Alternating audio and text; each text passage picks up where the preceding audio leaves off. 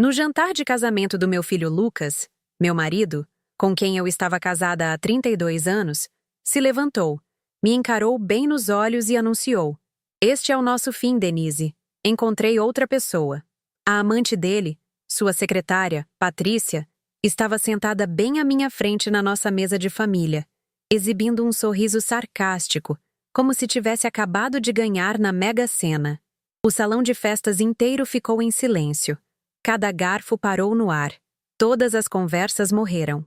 Minha própria família me olhava como se eu fosse um animal ferido, que eles não sabiam como ajudar.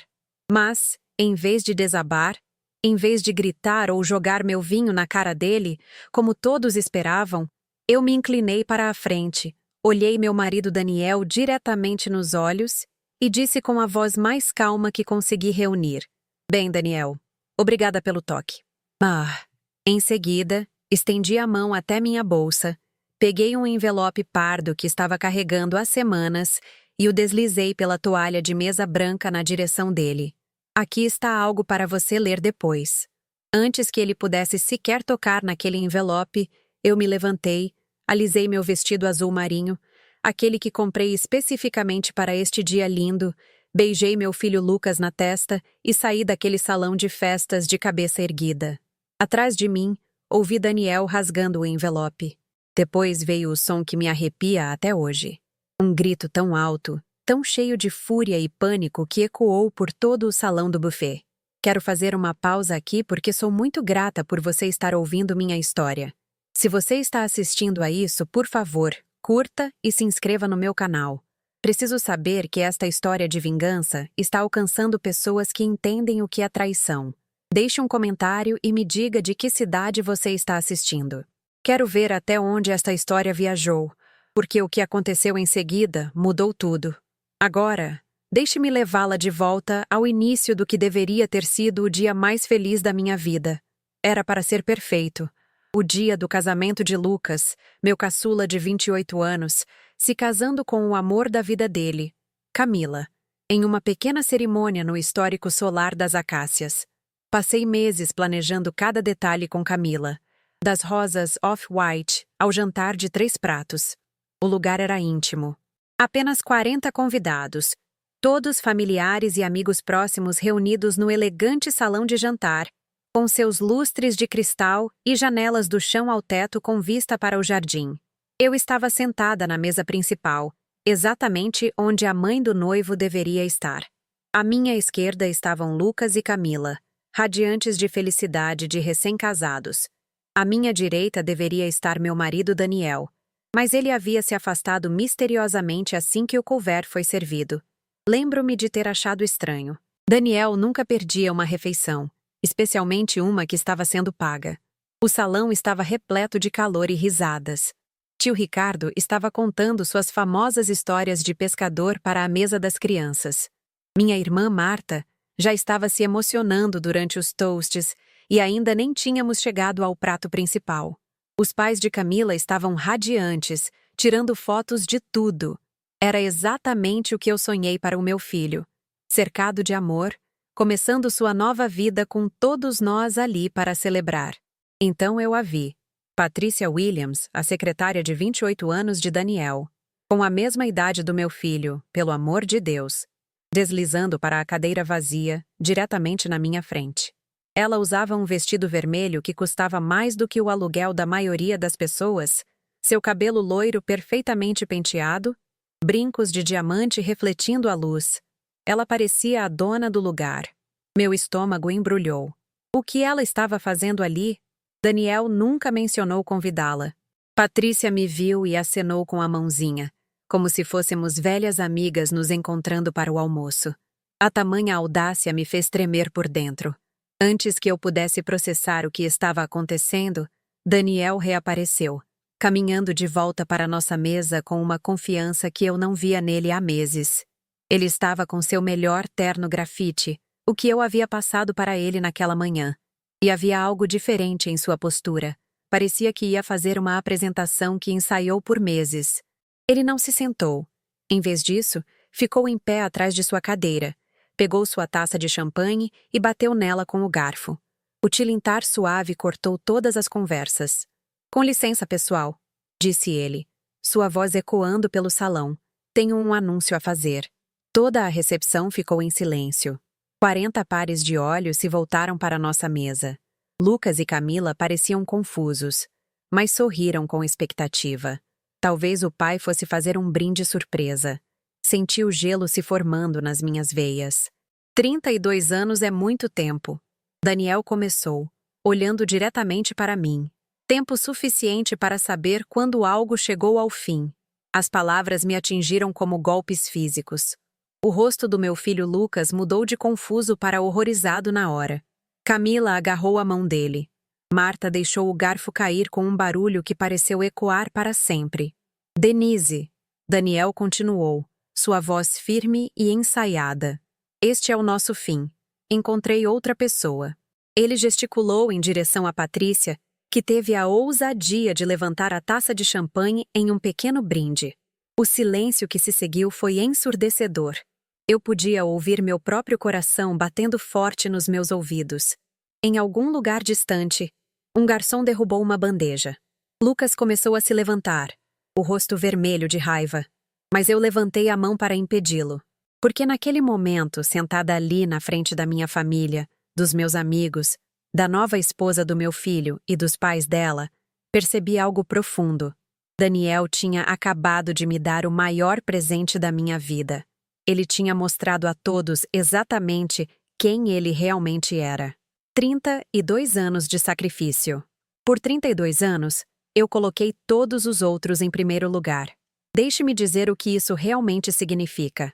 Porque quando as pessoas ouvem minha história, elas sempre fazem a mesma pergunta. Como você não viu isso acontecer? A verdade é que eu via tudo. Eu apenas escolhi acreditar no homem com quem me casei, em vez do homem que ele estava se tornando. Quando Daniel e eu nos conhecemos em 1991, eu tinha 26 anos e administrava um pequeno negócio de buffet na cozinha do meu apartamento. Delícias da Denise. Eu chamava de comida caseira com um toque gourmet. O macarrão com queijo gratinado da minha avó, elevado com queijo meia cura e azeite trufado. Broa de milho que as pessoas dirigiam de longe para buscar. Pavê de pêssego que fazia marmanjos chorarem. Eu tinha 12 clientes fixos e sonhos de abrir meu próprio restaurante. Daniel era um charmoso corretor de seguros, que me contratou para fazer o coffee break de fim de ano do escritório dele. Ele me conquistou com conversas sobre construir uma vida juntos, ter filhos, criar algo bonito. 6 meses depois, ele me pediu em casamento com um anel modesto e a promessa de que buscaríamos nossos sonhos juntos. O primeiro sacrifício veio durante o nosso noivado. A empresa de Daniel ofereceu a ele uma promoção que exigia que nos mudássemos 3 horas dali para uma cidade maior. É temporário, ele me garantiu, segurando meu rosto com as mãos daquele jeito que ele costumava fazer quando queria que eu confiasse totalmente nele. Apenas alguns anos para nos estabelecermos. Depois voltamos, e você pode recomeçar seu negócio. Eu acreditei nele porque eu o amava. Vendi meus equipamentos de buffet, me despedi dos meus clientes e o segui para uma cidade onde eu não conhecia ninguém. O sonho do restaurante foi encaixotado junto com as frigideiras de ferro fundido da minha avó. O segundo sacrifício veio quando Lucas nasceu, 2 anos depois. De repente, a carreira de Daniel se tornou ainda mais importante porque tínhamos uma família para sustentar. Ele trabalhava longas horas enquanto eu ficava em casa com nosso lindo bebê, dedicando todo o meu amor e criatividade para ser a mãe perfeita. Eu dizia a mim mesma que recomeçaria o negócio de buffet quando Lucas começasse a escola. Mas quando Lucas completou 5 anos, a empresa de Daniel reestruturou, ele teve um corte no salário e, de repente, meu hobby não era mais prático. Precisamos de estabilidade, Denise. Ele dizia sempre que eu mencionava meus sonhos de negócio. Lucas precisa do fundo para a faculdade dele. Precisamos cobrir a prestação da casa. Talvez quando as coisas se acalmarem. As coisas nunca se acalmaram. Havia sempre outra razão, outra desculpa, outro objetivo financeiro que tinha prioridade sobre meus sonhos. Então, consegui um emprego na Cooperativa de Crédito Principal, CC Principal, onde minha atenção aos detalhes e minhas habilidades sociais me tornaram indispensável. Tornei-me a pessoa em quem todos confiavam com suas informações financeiras mais sensíveis.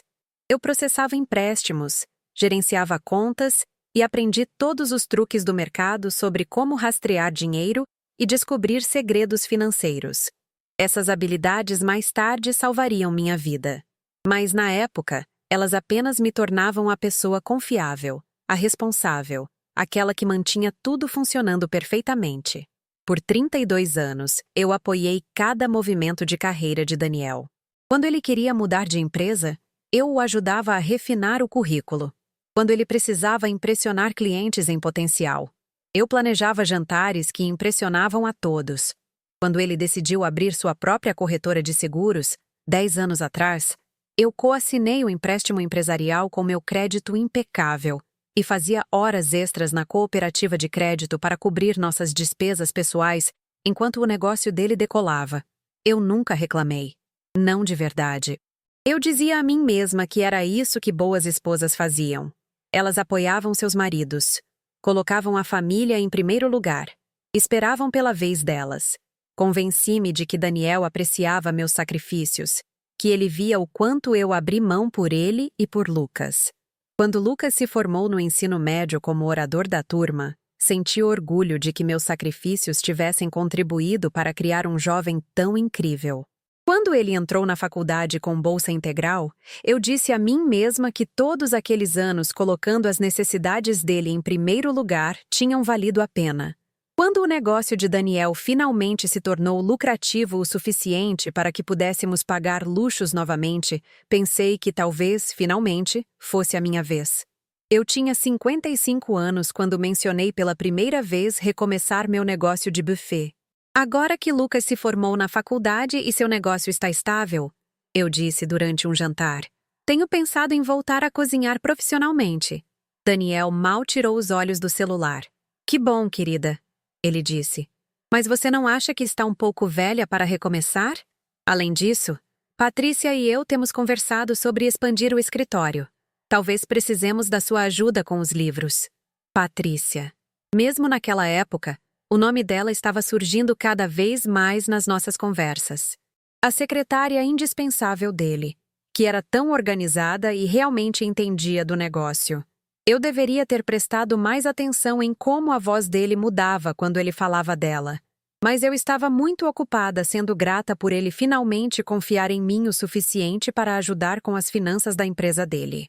Passei os 2 anos seguintes fazendo a contabilidade não remunerada para o negócio de Daniel, observando-o construir algo bem-sucedido enquanto meus próprios sonhos acumulavam poeira.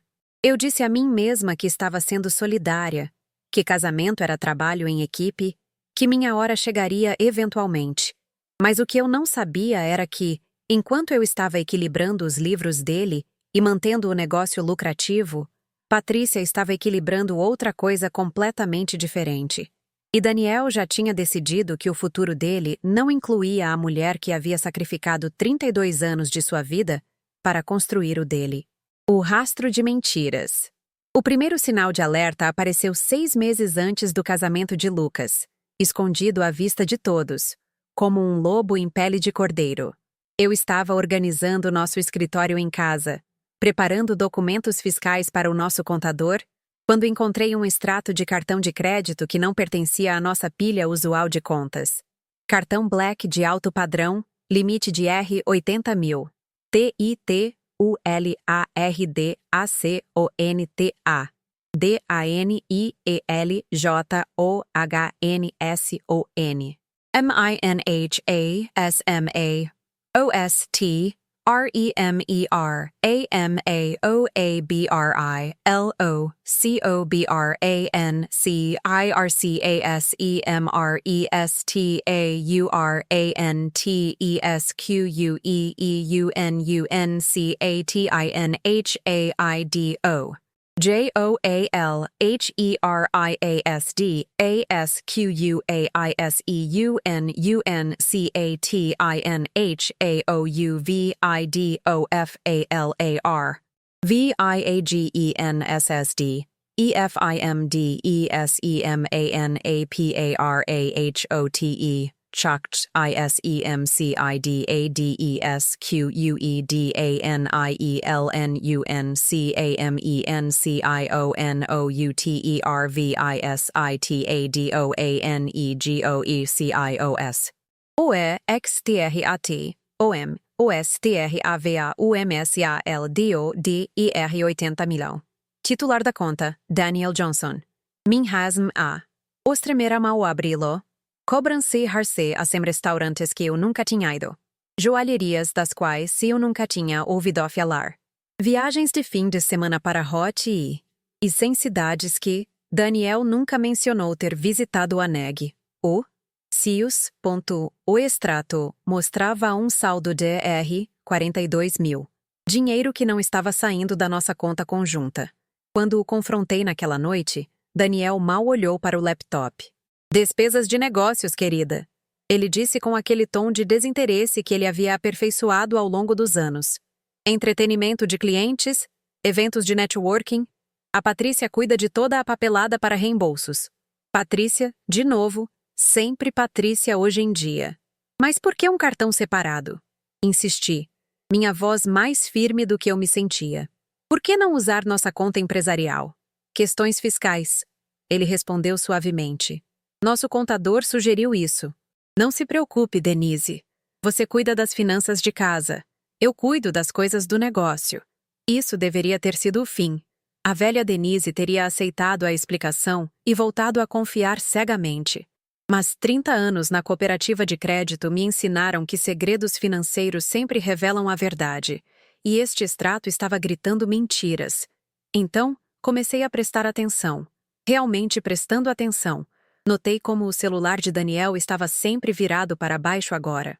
Como ele saía para atender certas ligações, como ele desenvolveu um súbito interesse em trabalhar até tarde às sextas e aos fins de semana.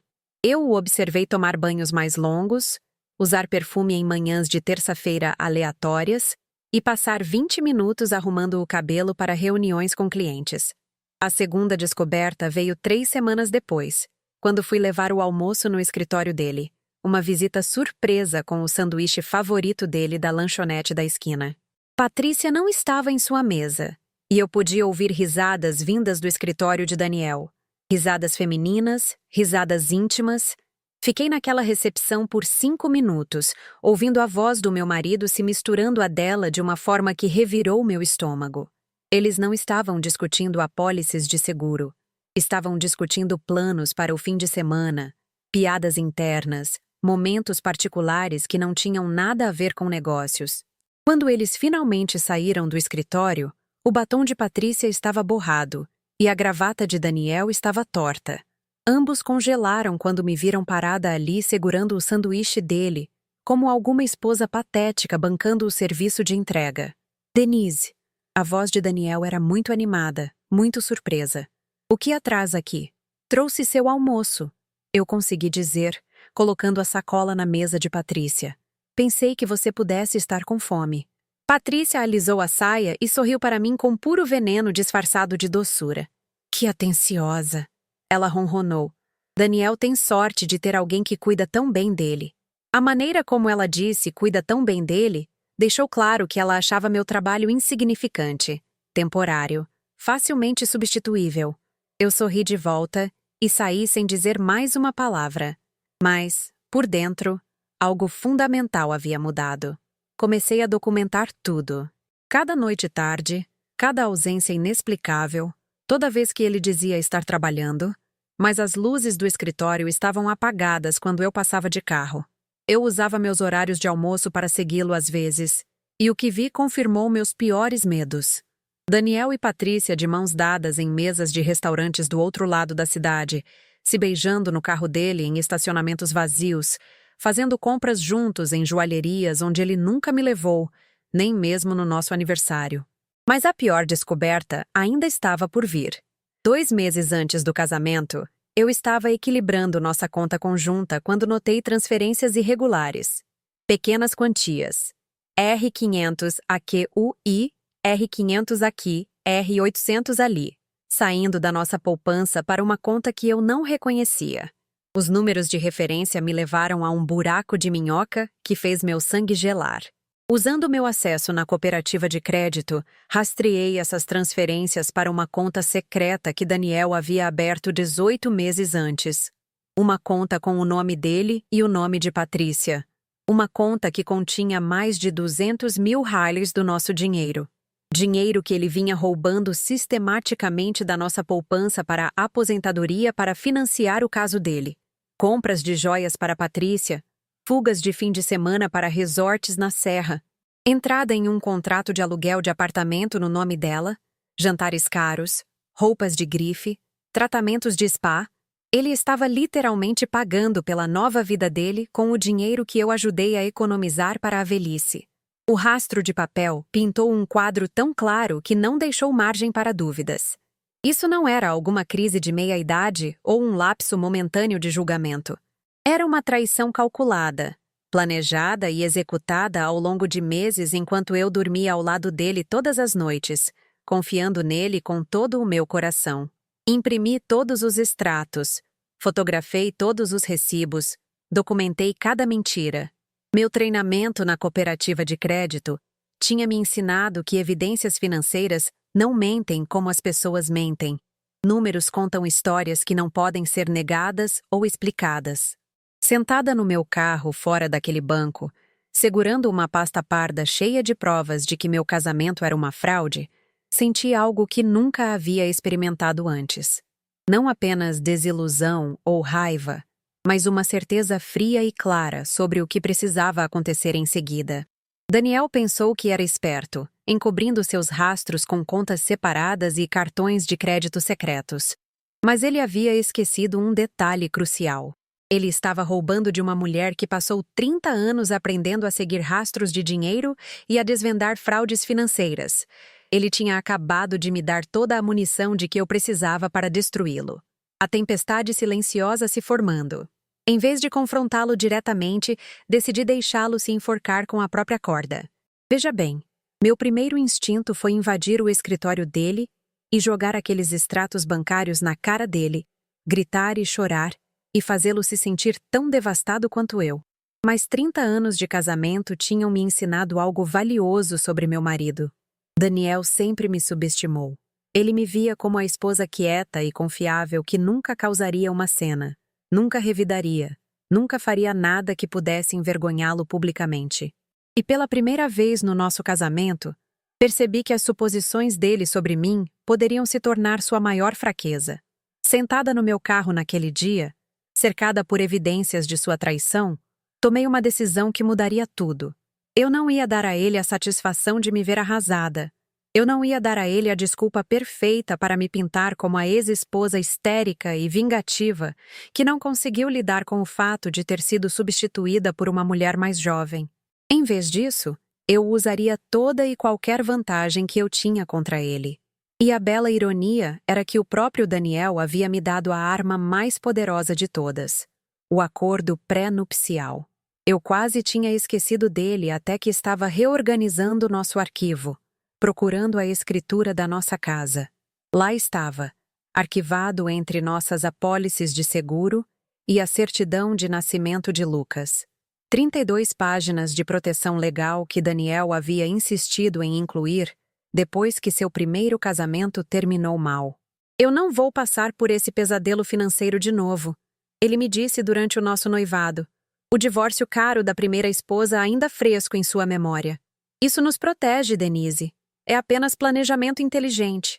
Eu o assinei sem realmente ler, confiando totalmente nele, acreditando que nosso amor duraria para sempre e que aqueles documentos legais nunca importariam. O amor jovem faz você fazer coisas tolas, como assinar contratos que você não entende. Mas agora, olhando para aquelas páginas amareladas, eu precisava saber exatamente com o que havia concordado 32 anos atrás. Foi então que liguei para Sandra Machado. Sandra tinha sido minha colega de faculdade, a mulher mais inteligente que eu conhecia, que se tornou uma advogada de direito da família especializada em divórcios de alto patrimônio. Mantivemos contato ao longo dos anos, encontrando-nos para almoçar sempre que a agenda dela permitia, compartilhando histórias sobre nossos filhos e nossos casamentos. Denise, a voz de Sandra estava surpresa quando ela atendeu minha ligação. Que inesperado! Como você está? Preciso de aconselhamento jurídico, eu disse sem preâmbulos. E preciso de absoluta confidencialidade. O silêncio se esticou por vários segundos. Sandra era esperta o suficiente para entender que esta não era uma ligação casual sobre a atualização de nossos testamentos. Venha ao meu escritório amanhã, ela disse finalmente. Traga quaisquer documentos que você tiver. Na manhã seguinte, sentei-me em frente a Sandra em seu escritório de advocacia no centro, observando o rosto dela mudar, enquanto ela lia meu acordo pré-nupcial. Sua expressão mudou de interesse profissional para surpresa genuína, para algo que parecia quase admiração. Denise, ela disse finalmente, pousando os papéis e recostando-se na cadeira. Você entende o que tem aqui? Um pré-nupcial que protege os bens dele? Respondi, sem ter certeza do porquê ela parecia tão satisfeita. Muito mais do que isso, disse Sandra, virando para a página 23 e apontando para uma cláusula específica. Isto é uma cláusula de fidelidade.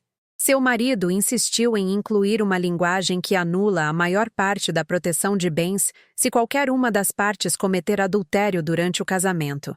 Meu coração parou completamente. O que isso significa? Significa, continuou Sandra, com a voz cada vez mais animada, que se você puder provar que Daniel foi infiel, este acordo pré-nupcial se torna inútil. Todas aquelas proteções que ele colocou em prática para salvaguardar o negócio e os investimentos dele, elas desaparecem no momento em que ele violou seus votos matrimoniais. A ironia era tão perfeita que quase me fez rir.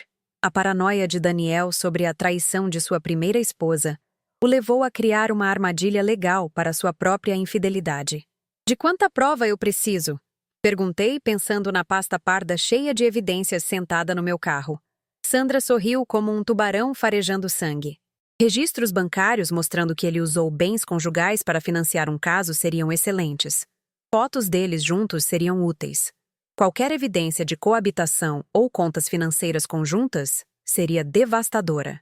Eu tinha tudo isso e mais. Há mais uma coisa, disse Sandra, folheando mais páginas. Como você coassinou o empréstimo empresarial e trabalhou sem remuneração para a empresa dele, você tem direito à compensação por suas contribuições. Combinado com a cláusula de adultério, você está olhando para ficar com a casa, a maioria dos investimentos e potencialmente pensão alimentícia. Pela primeira vez em meses, senti uma esperança genuína se espalhar pelo meu peito. Mas aqui está o ponto principal, continuou Sandra. Você precisa protocolar primeiro. Não dê a ele tempo para esconder bens ou preparar uma defesa. Ataque rápido e decisivamente. Naquela tarde, comecei a me preparar para a guerra. Organizei cada pedaço de prova, documentei cada real roubado e comecei a planejar a performance mais importante da minha vida. Daniel queria me humilhar no casamento do nosso filho. Ele queria ostentar o caso dele na frente de nossa família e amigos. Perfeito. Deixe-o pensar que ele tinha todas as cartas. Deixe-o acreditar que ele havia manobrado a esposa simples que nunca lhe causaria problemas. Porque enquanto ele estava planejando seu grande anúncio, eu estava planejando algo muito mais devastador. Eu ia deixá-lo se destruir na frente de todos que importavam. E então, eu ia entregar a ele as consequências legais de suas escolhas, embrulhadas em um envelope pardo organizado. A melhor parte era que tudo o que eu estava prestes a fazer com ele era completamente legal, completamente justificado e completamente culpa dele. Daniel passou 32 anos me subestimando. Ele estava prestes a aprender exatamente o quão caro esse erro seria. Interpretando a vítima perfeita. A parte mais difícil não foi coletar evidências ou planejar minha estratégia legal. Foi fingir ser a mesma esposa ingênua e confiante que Daniel esperava que eu fosse. Por 6 semanas antes do casamento de Lucas, eu tive que interpretar o papel da minha vida. A esposa devotada que não suspeitava de nada, não questionava nada e jamais sonharia em revidar. Todas as manhãs, eu fazia o café de Daniel exatamente como ele gostava. O beijava de despedida e lhe desejava um bom dia de trabalho. Todas as noites, eu perguntava sobre o dia dele e ouvia suas mentiras sobre reuniões tardias e clientes difíceis. Quando ele dizia que trabalharia nos fins de semana, eu preparava o almoço dele e dizia para não trabalhar demais. A performance exigiu cada grama de autocontrole que eu possuía. Quando ele voltava para casa cheirando ao perfume de Patrícia, eu mordia a língua e não dizia nada. Quando ele se esqueceu do nosso aniversário pela primeira vez em 32 anos, fingi que não importava. Quando ele começou a se exercitar obsessivamente e a comprar roupas novas, elogiei sua dedicação em se manter saudável. O mais desafiador de tudo foi fingir surpresa e gratidão quando ele se ofereceu para pagar a recepção de casamento de Lucas. Eu sei que o dinheiro está apertado com as despesas do casamento, ele disse uma noite, mal tirando os olhos do celular. Por que eu não cubro o jantar? É o grande dia do meu filho. O que ele não sabia era que eu já tinha visto os extratos do cartão de crédito. Ele não estava sendo generoso. Ele estava planejando algo. A recepção era o cenário perfeito para a humilhação máxima. Uma plateia cativa de familiares e amigos que testemunhariam minha destruição pública. Que atencioso! Eu respondi, interpretando meu papel perfeitamente. Lucas ficará emocionado. Devo cuidar dos arranjos? Na verdade, disse Daniel, e percebi o leve sorriso de satisfação em seus lábios. Deixe-me cuidar disso. Quero que tudo esteja perfeito. Perfeito para o quê? Eu me perguntei. Mas eu balancei a cabeça e sorri como a esposa obediente com quem ele pensava ter se casado. Enquanto Daniel planejava seu grande final, eu estava orquestrando algo muito mais devastador. Sandra havia protocolado meus papéis do divórcio naquela manhã, mas eles só seriam entregues após o casamento. Eu não queria que nada estragasse o dia de Lucas ou alertasse Daniel antes que ele se comprometesse totalmente com sua humilhação pública. O envelope pardo se tornou meu companheiro constante. Eu o carregava para todo lado, às vezes tocando-o através da minha bolsa apenas para me lembrar de que eu detinha todo o poder. Agora, dentro estavam cópias dos papéis do divórcio, as provas de adultério, os extratos bancários mostrando o roubo dele e uma contabilidade detalhada de cada bem que ele pensava ter protegido com aquele acordo pré-nupcial. 3 dias antes do casamento, Daniel cometeu seu erro fatal final. Denise, ele disse durante o jantar, sua voz adotando aquele tom condescendente que eu aprendi a odiar. Eu preciso te contar uma coisa sobre a recepção. Olhei para cima do meu prato, canalizando toda a curiosidade inocente que consegui reunir. O que tem? Convidei Patrícia, ele disse, observando meu rosto cuidadosamente. Ela tem sido uma ajuda enorme com o negócio e pensei que seria bom incluí-la na celebração. A audácia disso me tirou o fôlego. Ele estava trazendo a amante para o casamento do nosso filho, preparando o palco para a crueldade máxima. E ele queria minha permissão primeiro. A velha Denise teria questionado, talvez até objetado. Mas a nova Denise, aquela que estava planejando sua vingança há semanas, simplesmente sorriu. Claro! Eu disse. Que atencioso! Ela tem trabalhado tanto? O rosto de Daniel mostrou um lampejo de surpresa, como se tivesse esperado mais resistência. Mas então sua expressão se fixou em satisfação presunçosa. Ele pensou que me tinha quebrado completamente, a ponto de eu nem lutar pela minha própria dignidade. Ótimo, ele disse. Eu sabia que você entenderia. Naquela noite, finalizei cada detalhe do meu plano. O envelope estava preparado, os documentos legais protocolados e prontos, as evidências organizadas e documentadas. Eu até pratiquei minha resposta no espelho, aperfeiçoando o comportamento calmo e elegante que tiraria todos do sério, porque eu havia percebido algo crucial sobre a vingança. A mais doce não vem de perder a paciência, mas de manter o controle perfeito enquanto seu inimigo se destrói. Na manhã do casamento de Lucas, acordei sentindo algo que não experimentava há meses. Paz genuína. Vesti meu vestido azul marinho, aquele que me fazia sentir confiante e poderosa, e fiz minha maquiagem com cuidado extra. Hoje não era apenas o dia do casamento do meu filho. Era o dia em que eu recuperava minha vida. Daniel estava inusitadamente alegre enquanto nos arrumávamos, cantarolando enquanto se barbeava, demorando mais com a aparência. Ele pensava que hoje era sua volta de consagração, o dia em que ele finalmente se livraria da esposa chata que havia cumprido seu propósito e agora podia ser descartada por um modelo mais novo. Na recepção, eu o observei sussurrar algo para Patrícia que a fez rir, provavelmente discutindo como isso seria fácil, como eu nunca veria isso acontecer. Eu sorri e acenei para eles do outro lado do salão, interpretando meu papel até o último momento. Quando Daniel se levantou para fazer seu anúncio, quando ele olhou para mim com aquela mistura de pena e crueldade nos olhos, quando ele entregou seu discurso ensaiado sobre o fim do nosso casamento, eu senti apenas satisfação fria. Ele pensou que estava prestes a me destruir. Em vez disso, ele apenas caminhou diretamente para a armadilha que eu passei 6 semanas preparando. Cada palavra que ele disse, cada revelação cruel, cada momento de humilhação pública que ele infligiu a mim na frente da nossa família, apenas tornaram o conteúdo daquele envelope mais devastador. Porque enquanto Daniel estava planejando uma execução pública, eu estava preparando uma ressurreição que o deixaria gritando. Quando ele abriu aquele envelope, todo o mundo dele desmoronou em tempo real, e eu pude assistir a cada lindo segundo disso se desenrolar. Quando as máscaras finalmente caem. Eu estava no meio do caminho para o estacionamento quando ouvi o som. Um rugido de pura raiva e pânico que cortou o ar da noite como um animal ferido. Pelas janelas do salão de festas, pude ver Daniel parado na nossa mesa. O envelope pardo rasgado nas mãos. Papéis espalhados pela toalha de mesa branca como folhas caídas. O rosto dele estava completamente sem cor.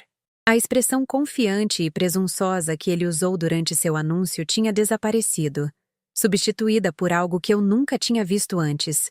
Terror genuíno. As mãos dele tremiam enquanto ele folheava os documentos, seus olhos examinando os papéis legais com um horror crescente. Patrícia se inclinou para a frente, tentando ler por cima do ombro dele, seus dedos perfeitamente cuidados alcançando os papéis do divórcio. Daniel, o que é isso? Ela perguntou, sua voz cortando o silêncio atordoado do salão de festas. Mas Daniel não conseguia falar. Ele estava olhando para os extratos bancários que eu havia incluído. Aqueles que mostravam cada centavo que ele havia roubado das nossas contas conjuntas, cada real que ele havia transferido para a conta secreta deles, cada compra que ele havia feito para ela com dinheiro que pertencia a nós dois. Daniel. A voz de Patrícia estava mais áspera agora, mais exigente. Ela pegou um dos papéis das mãos trêmulas dele e começou a ler. Eu observei pela janela enquanto a expressão dela mudava de confusão para descrença e para pânico frio e calculista. Ela estava lendo a cláusula de adultério no nosso acordo pré-nupcial. A cláusula que anulava todas as proteções financeiras de Daniel no momento em que ele cometesse adultério.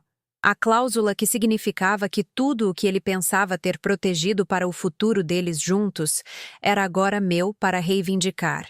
Isto não pode ser real, disse Patrícia, sua voz alta o suficiente para que as mesas mais próximas pudessem ouvir cada palavra. Você disse que ela nunca revidaria. Você disse que ela era muito fraca, muito dependente. As palavras confirmavam tudo o que eu suspeitava sobre as conversas deles.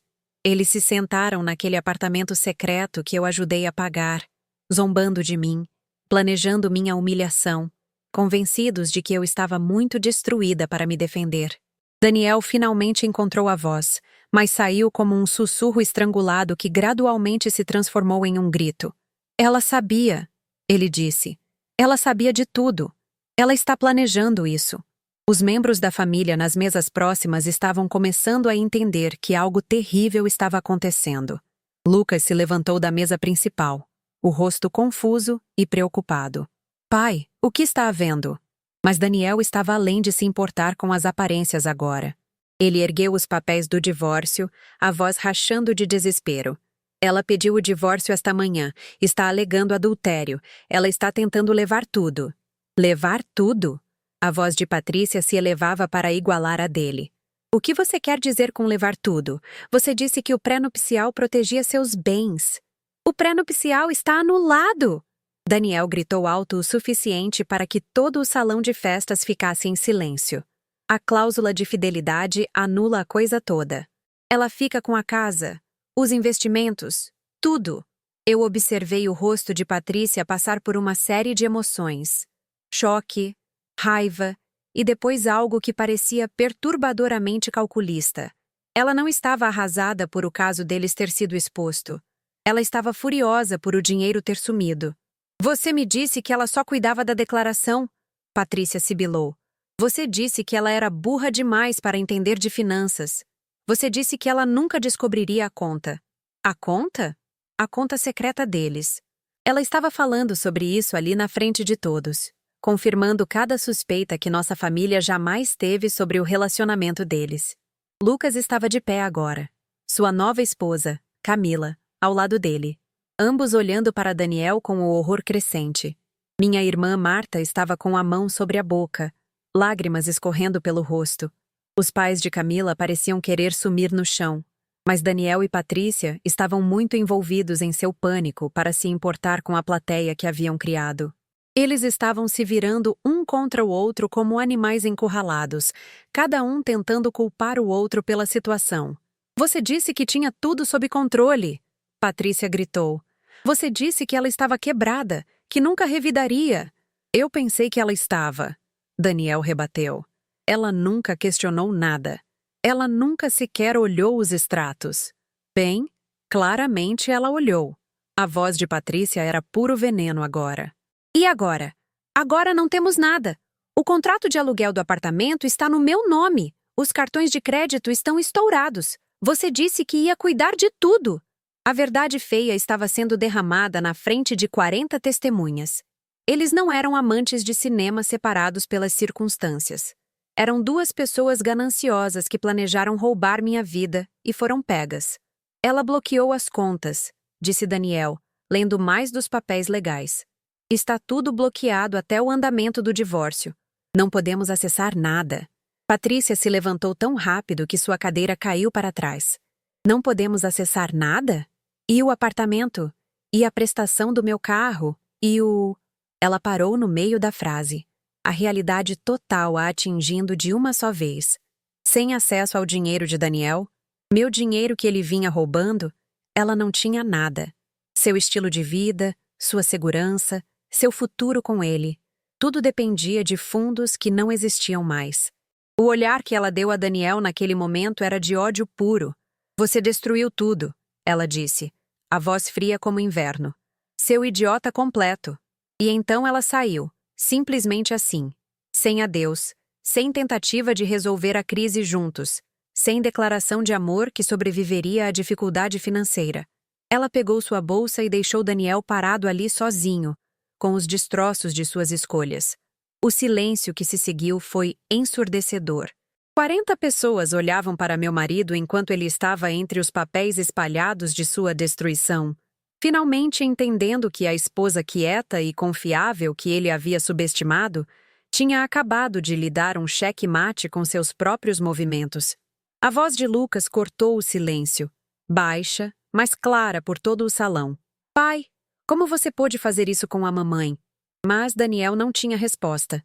Ele ainda estava olhando para os papéis legais, ainda tentando processar que a mulher que ele descartou como fraca e estúpida acabara de destruí-lo tão completamente que até sua amante o abandonou.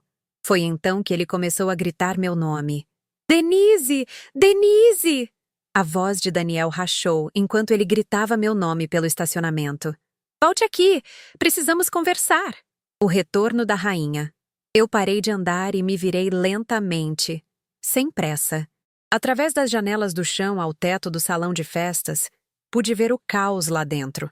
Cadeiras viradas, papéis espalhados, membros da família agrupados em conversas chocadas e meu marido parado no meio de tudo como um homem cuja casa estava pegando fogo ao seu redor. Quando voltei por aquelas portas, o salão inteiro ficou em silêncio. 40 pares de olhos seguiram meus movimentos enquanto eu caminhava calmamente até nossa mesa, onde Daniel estava cercado pelas evidências de sua traição. Você queria conversar, eu disse, minha voz clara no salão silencioso. Vamos conversar. O rosto de Daniel estava vermelho e manchado. seu cabelo perfeito despenteado de tanto passar as mãos. O homem confiante que fizera seu anúncio 20 minutos antes tinha sumido, substituído por alguém desesperado e em pânico. Você não pode fazer isso, ele disse, a voz tremendo. Não assim. Não na frente de todos. Olhei em volta para nossa família e amigos, pessoas que nos conheciam há décadas, que celebraram nossas festas de aniversário e jantares de Natal, que acreditavam que tínhamos um casamento sólido e amoroso. Você escolheu o local. Eu disse simplesmente. Pensei que você queria que todos testemunhassem seu grande anúncio. Lucas se aproximou da nossa mesa, o rosto pálido, mas determinado. Mãe, o que está acontecendo? O pai está dizendo que você pediu o divórcio. E eu assenti, pegando na minha bolsa a pasta que preparei para este momento. Eu dei entrada esta manhã, querido. Sinto muito que você tenha que descobrir assim. Mas seu pai fez essa escolha quando decidiu destruir nosso casamento no seu jantar de casamento. Isso é insano, disse Daniel, agarrando meu braço. Você está sendo vingativa. Está tentando me arruinar por causa de uma crise da meia-idade. Olhei para a mão dele no meu braço, depois de volta para o rosto dele. Tire a mão, eu disse calmamente. Agora. Algo no meu tom o fez soltar imediatamente. Crise da meia-idade? Abri minha pasta e puxei os extratos bancários. É assim que você chama roubar $200.000 da nossa conta de aposentadoria para financiar seu caso? Um arrepio percorreu o salão. Minha irmã Marta se aproximou, os olhos arregalados enquanto olhava para os papéis nas minhas mãos. Você estava rastreando nossas contas? A voz de Daniel estava ficando mais aguda, mais desesperada. Isso é invasão de privacidade. Isso é o meu trabalho. Eu o interrompi. Eu trabalho em uma cooperativa de crédito, lembra? Rastrear irregularidades financeiras é literalmente o que eu faço para viver. Sandra Machado escolheu aquele momento para entrar pelas portas do salão de festas. Eu a havia pedido para vir, sabendo que eu poderia precisar de apoio legal para esta conversa. Senhora Johnson, disse Sandra, aproximando-se da nossa mesa com calma profissional. Espero não estar interrompendo nada importante. Hora perfeita, eu disse. Sandra, este é meu marido, Daniel. Daniel, esta é Sandra Machado, minha advogada. A cor sumiu do rosto de Daniel novamente. Advogada? Você contratou uma advogada sem me dizer? Do mesmo jeito que você abriu contas bancárias secretas sem me dizer, eu respondi. Sandra, você se importaria de explicar ao meu marido o que acontece quando alguém viola a cláusula de fidelidade no acordo pré-nupcial dele? Sandra sorriu, não calorosamente, mas com satisfação profissional. Certamente, Sr. Johnson. Quando o senhor assinou seu acordo pré-nupcial 32 anos atrás, incluiu uma cláusula de fidelidade que anula a maioria das proteções de bens em caso de adultério. Sua esposa tem evidências documentadas do seu caso, incluindo registros financeiros que mostram que o senhor usou bens conjugais para sustentar outra mulher. Isso não pode ser legal, disse Daniel, mas sua voz havia perdido toda a luta. É totalmente legal, Sandra continuou. Na verdade, é exatamente como o senhor o projetou para ser. O pré-nupcial foi sua ideia, sua linguagem, sua proteção. O senhor apenas nunca imaginou que seria usado contra o senhor. Lucas estava lendo os extratos bancários agora, sua expressão ficando mais sombria a cada linha. Pai, você roubou da conta de aposentadoria da mãe. Você usou o dinheiro dela para pagar seu caso. Não é roubo, disse Daniel fracamente. É propriedade conjugal. Você tinha todo o direito de usar nossos fundos conjuntos para comprar joias para outra mulher? Perguntei. Eu não sabia de nada sobre pagar viagens de fim de semana, muito menos dar a entrada em um apartamento para sua secretária. O salão estava tão quieto que se podia ouvir as pessoas respirando. Tio Ricardo estava balançando a cabeça em desgosto. Os pais de Camila pareciam mortificados por estarem testemunhando aquela implosão familiar. Onde está Patrícia agora? Perguntei, olhando em volta. Sua parceira neste grande romance? A mulher que ia fazer você muito mais feliz do que eu jamais poderia? O silêncio de Daniel foi resposta suficiente. Ela foi embora, disse Lucas calmamente. No minuto em que percebeu que o dinheiro tinha acabado, ela saiu. Eu assenti. Isso diz tudo o que você precisa saber sobre o que o relacionamento de vocês era realmente construído. Denise, por favor, disse Daniel, e pela primeira vez, sua voz continha desespero genuíno em vez de raiva. Podemos resolver isso. Podemos ir à terapia de casal. Eu cometi um erro, mas podemos consertar isso. Olhei para este homem com quem fui casada por 32 anos. Este estranho que sistematicamente me traiu e roubou enquanto eu dormia ao lado dele todas as noites, e senti apenas certeza fria. Você está certo em uma coisa, eu disse. Você cometeu um erro. Você presumiu que eu era muito fraca, muito burra e muito dependente para revidar. Você presumiu errado. Eu juntei meus papéis e os coloquei de volta na minha pasta. As contas estão bloqueadas até a finalização do divórcio. Você terá notícias da minha advogada sobre a divisão de bens e as acusações de roubo que estamos considerando protocolar. Quando me virei para sair, Daniel fez uma última tentativa desesperada. Você não pode levar tudo. Eu construí esse negócio. Eu ganhei esse dinheiro. Eu parei e olhei para ele uma última vez. Com o meu crédito, meu trabalho não remunerado e meu apoio financeiro, eu disse. E agora você vai descobrir exatamente qual era o valor disso. Ao sair daquele salão de festas pela segunda vez, senti algo que não experimentava há anos. Controle total e absoluto sobre minha própria vida. Atrás de mim, eu podia ouvir Daniel ainda tentando se explicar para nosso filho, ainda tentando minimizar o que havia feito, ainda tentando se fazer de vítima. Mas ninguém estava mais ouvindo. O sabor doce da justiça.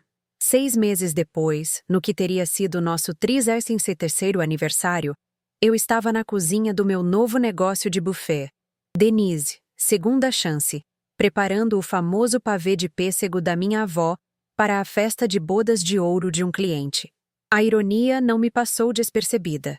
Celebrar 50 anos de amor genuíno, enquanto meu próprio casamento havia desmoronado após 32 anos de mentiras. O divórcio havia sido finalizado 3 semanas antes e os resultados foram ainda melhores do que Sandra havia previsto. A cláusula de fidelidade no precioso acordo pré-nupcial de Daniel funcionou exatamente como escrito, anulando toda a proteção que ele pensou ter garantido. Eu fiquei com a casa, 75% dos nossos investimentos, as contas de aposentadoria das quais ele tentou roubar e recebi pensão alimentícia pelos próximos 5 anos. Mas a verdadeira vitória não foi financeira. Foi assistir aos dominós de sua decepção cuidadosamente construída caírem um por um. Patrícia durou exatamente 2 semanas após o desastre do casamento. Assim que percebeu que o dinheiro de Daniel havia sumido e não voltaria, ela limpou o apartamento secreto e se mudou para a casa de outro homem antes do fim do mês. Notícias por meio de conhecidos em comum eram de que seu novo namorado era um cardiologista com uma conta bancária muito maior e sem esposas inconvenientes para complicar as coisas.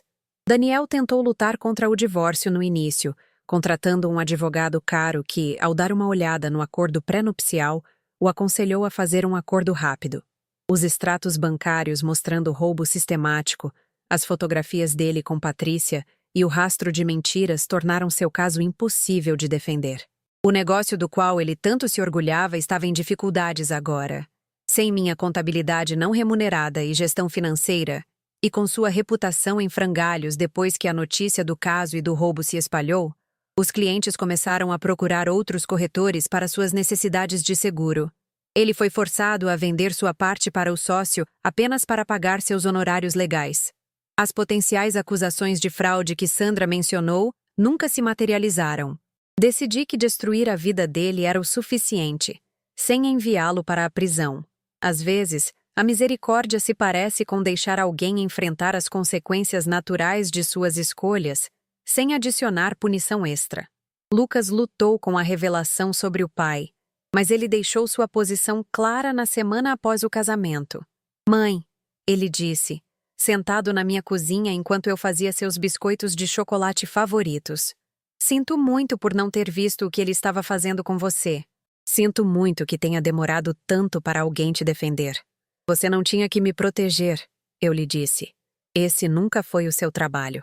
Meu filho havia herdado meu senso de justiça e a teimosia do pai dele, mas ele o direcionou na direção certa. Ele cortou o contato com Daniel completamente depois de saber sobre o dinheiro roubado da aposentadoria, dizendo que não podia respeitar um homem que roubava da própria esposa. Camila, minha nova nora, se tornou uma das minhas aliadas mais próximas. Ela me ajudou a criar um logotipo para meu negócio de buffet e foi minha primeira cliente oficial, me contratando para o evento de fim de ano do escritório de advocacia dela. O boca a boca daquele evento levou a mais 3 reservas, depois 5, depois 10. O negócio de buffet era tudo o que eu sonhei 30 anos atrás e mais. Eu me especializei em comida caseira com alma, com apresentação elegante, o tipo de culinária que fazia as pessoas se sentirem amadas e celebradas. Meu pavê de pêssego se tornou lendário entre meus clientes. Meu macarrão com queijo gratinado estava com a agenda lotada até a primavera. Eu até comecei a oferecer aulas de culinária nos fins de semana para pessoas que queriam aprender minhas técnicas. Mas a melhor parte não era o sucesso, nem o dinheiro, nem mesmo a satisfação de construir algo com minhas próprias mãos. A melhor parte era acordar todas as manhãs sabendo que cada escolha que eu fazia era minha, cada real que eu ganhava era meu, e cada sonho que eu perseguia pertencia apenas a mim. Eu aprendi algo profundo sobre mim mesma naqueles meses de planejamento da minha vingança. Paciência e inteligência sempre vencerão o impulso e a emoção.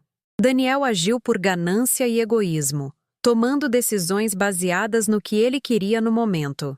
Eu agi por estratégia e autorrespeito, construindo um plano que protegeria meu futuro, em vez de apenas satisfazer minha raiva. A diferença entre nós era que ele via nosso casamento como algo para escapar, enquanto eu o via como algo pelo qual valia a pena lutar, até o momento em que ele provou que não valia a pena ser salvo. 3 semanas atrás, recebi um telefonema de Daniel. Ele estava morando em um apartamento-estúdio do outro lado da cidade, trabalhando para a agência de seguros de outra pessoa, e aparentemente com pena de si mesmo. "Denise?" ele disse, a voz menor do que eu jamais a ouvi. "Cometi erros terríveis. Sei que não posso desfazer o que fiz, mas talvez pudéssemos conversar. Talvez haja alguma maneira de consertar isso." Eu ouvi todo o discurso dele, seus pedidos de desculpas, suas promessas de que havia mudado. Quando ele terminou, eu disse apenas uma coisa: "Espero que encontre a felicidade, Daniel, mas não será comigo." Essa foi a última conversa que tivemos. Agora, dando os toques finais na sobremesa de aniversário do meu cliente, refleti sobre o quanto minha vida havia mudado. Eu era dona de um negócio de sucesso, morava em uma linda casa que era totalmente minha e acordava todos os dias animada com as possibilidades à minha frente. Eu tinha o amor e o respeito do meu filho, amizades genuínas com pessoas que me valorizavam pelo que eu era, e sonhos que não pertenciam a ninguém além de mim. Se você está assistindo a isso e se sente traída por alguém em quem confiava, lembre-se disso. Às vezes, a melhor vingança não é dar o troco, é se libertar. Às vezes, a maior vitória não é destruir seu inimigo, mas construir uma vida tão bonita que a traição dele se torne o catalisador para sua maior felicidade. Use as próprias armas deles contra eles, se for preciso, mas não deixe que as escolhas deles definam seu futuro. A pessoa que te traiu mostrou exatamente quem ela é. Acredite nela, aprenda com isso e construa algo melhor sem ela. Eu nunca poderia ter imaginado que o pior dia do meu casamento se tornaria o primeiro dia da minha vida real. Mas foi exatamente isso que aconteceu quando meu marido anunciou nosso fim no casamento do nosso filho. E eu entreguei a ele um envelope que mudou tudo. Às vezes, a justiça tem gosto de pavê de pêssego, cheiro da sua própria cozinha e som da sua própria risada ecoando por um lar que finalmente pertence a você. Você gostou da minha história? E de que cidade você está ouvindo? Vamos nos encontrar nos comentários. Deixe um curtir se você gostou da história. Muito obrigada pelo seu doce apoio. Estou ansiosa pelos seus comentários sobre a história. Na tela, você pode ver 2 novas histórias de vida que eu recomendo muito. Há muito mais no meu canal. A propósito, não se esqueça de se inscrever. Isso me encoraja a continuar trazendo mais histórias como esta. Vejo você na próxima história de vida. Com amor e respeito.